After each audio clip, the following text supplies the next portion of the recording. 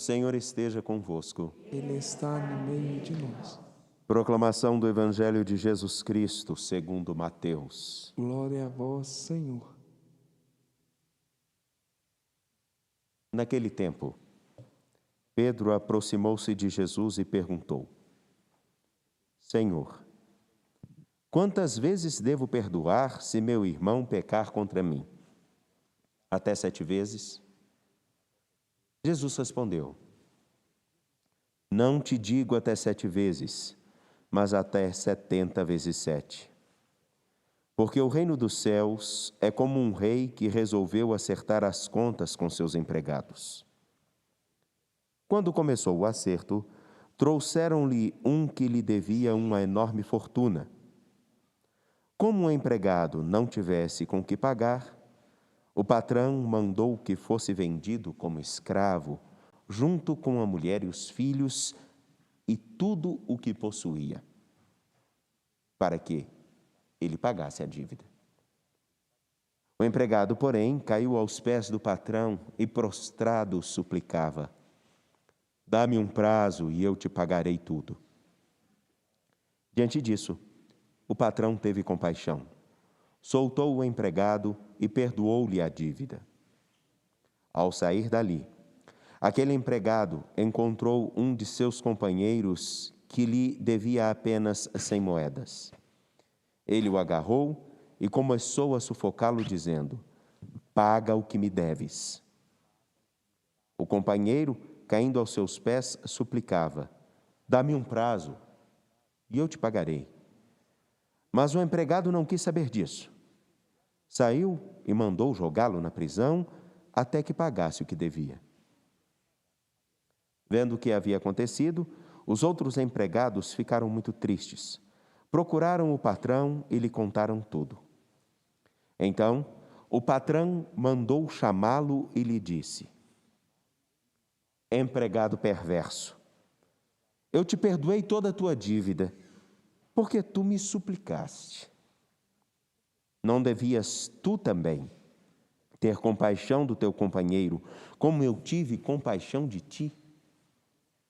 O patrão indignou-se e mandou entregar aquele empregado aos torturadores até que pagasse toda a sua dívida. É assim que o meu Pai, que está nos céus, fará convosco, se cada um não perdoar de coração ao seu irmão. Ao terminar estes discursos, Jesus deixou a Galileia e veio para o território da Judéia, além do Jordão. Palavra da salvação. Glória a vós, Senhor. Por favor, podem se sentar.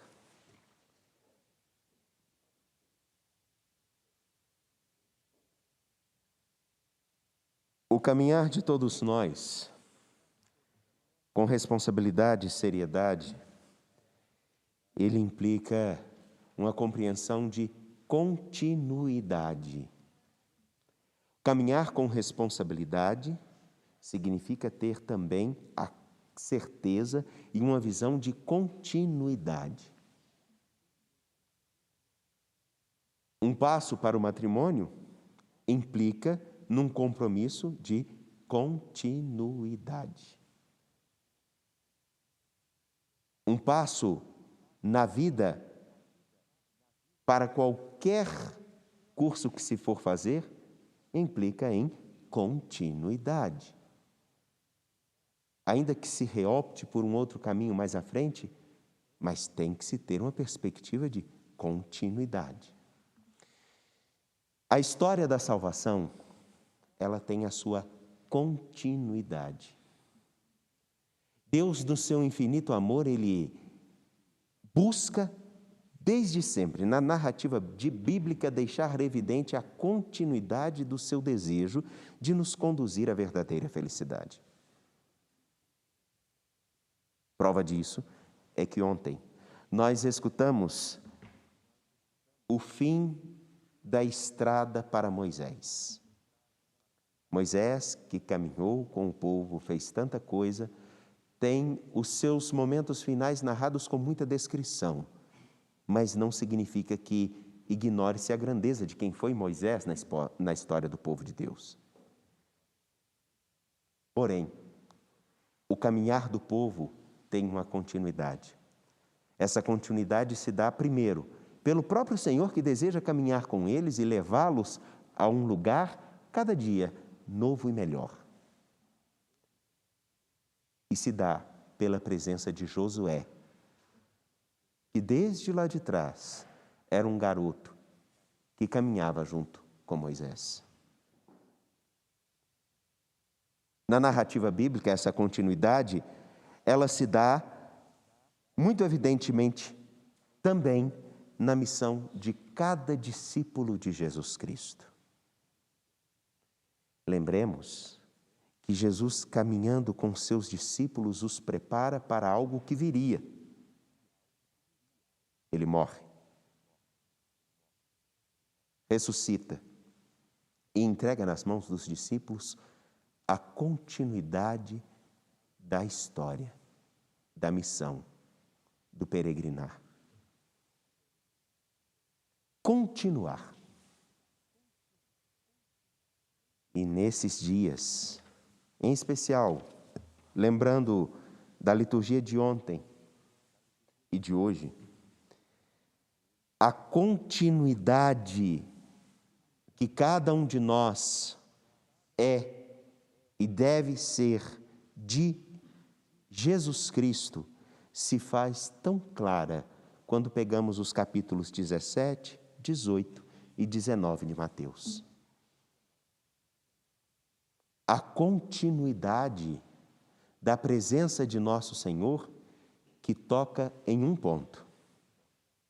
E talvez hoje, um dos pontos que nós temos a maior ou uma das maiores dificuldades. A pergunta dos discípulos para Jesus é simples: até quantas vezes eu devo perdoar?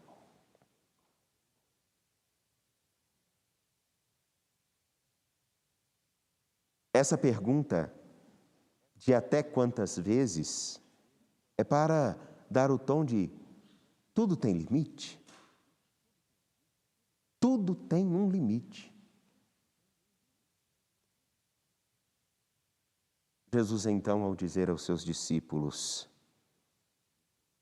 que a medida é 70 vezes 7, ou seja, um número muito maior, não existe limite para as vezes com as quais devemos exercer essa desafiadora, mas consoladora atitude de perdoar. Ele apresenta para seus discípulos 70 vezes 7 e, ao mesmo tempo, ele dá uma cena muito importante para nós entendermos qual é a continuidade da nossa missão como missão de Cristo. Ora, o Senhor, ao apresentar um homem que devia uma fortuna e é perdoado, ele sinaliza que, da parte daquele que tem realmente direito de cobrar muitas coisas, a sua atitude, ao contrário de apontar e acusar, é uma atitude de propor um novo começo. O homem que devia uma fortuna, ao implorar por perdão de sua dívida, recebe esse perdão. Eu vou lhe pagar, diz ele. E naquele tempo era muito claro, um homem que devesse, se ele não pagasse sua dívida, ele se tornava escravo. Sua mulher se tornava escrava. Tudo o que tinha era entregue para aquele que era a pessoa a quem ele devia pagar. Tudo. Trabalharia aquele período inteiro correspondente à dívida para uma pessoa. Pois bem, ele recebe esse perdão. Agora o outro, que devia a esse que pediu perdão ao seu patrão e que devia uma fortuna,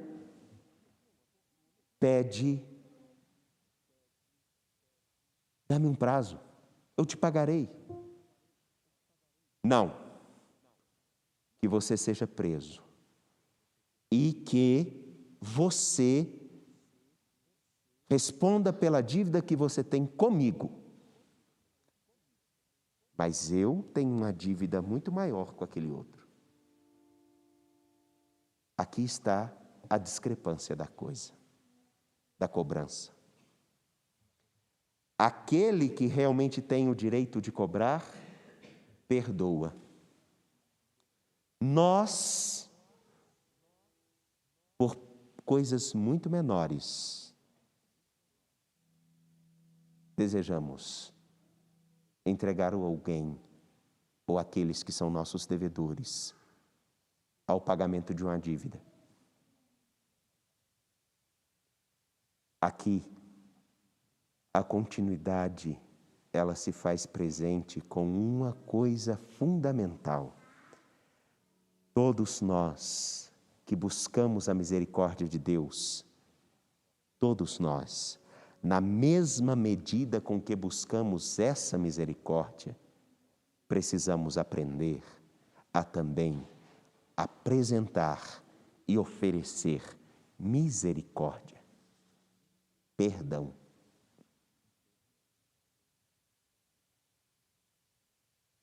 Percebam como nós cobramos, percebam como nós temos essa tentativa de medir aos outros, não com o mesmo desejo de misericórdia, de perdão que nós temos. Assim, nessa celebração, sabem o que significa aqui a continuidade que eu apresentei da história da salvação?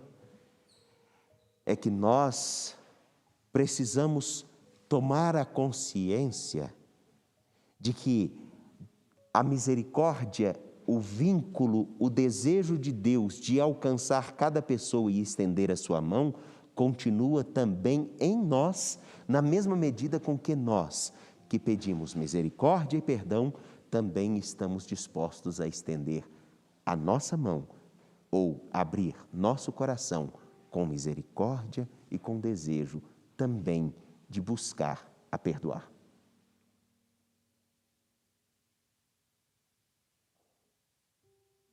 Uma história interessante. Uma vez, e aqui eu explico, um garoto queria ganhar um presente como o de seu irmão. E queria muito.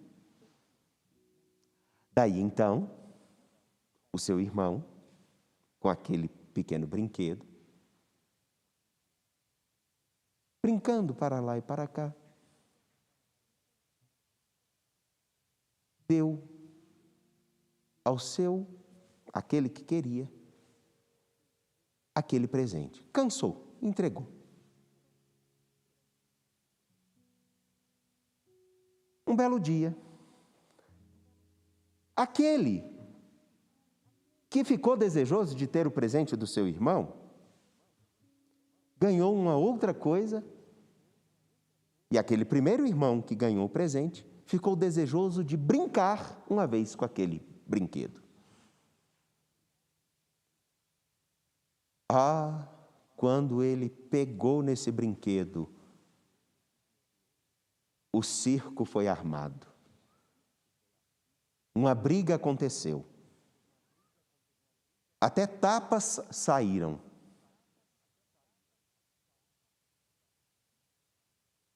E aqui, eu explico o que quero dizer, se não ficou evidente. Aquele irmão teve a capacidade de dar aquele brinquedo para o seu que queria. O outro que ganhou o presente e recebeu essa entrega, teve a dificuldade de simplesmente deixar com que o outro irmão brincasse. Brincasse, não pegasse para si, mas brincasse. e a briga aconteceu. Sabem o porquê que essa narrativa é tão importante? Por causa disso. Às vezes o que nós queremos, não sabemos dar um pouco do que temos. Queremos para nós, mas não dispomos a oferecer para os outros.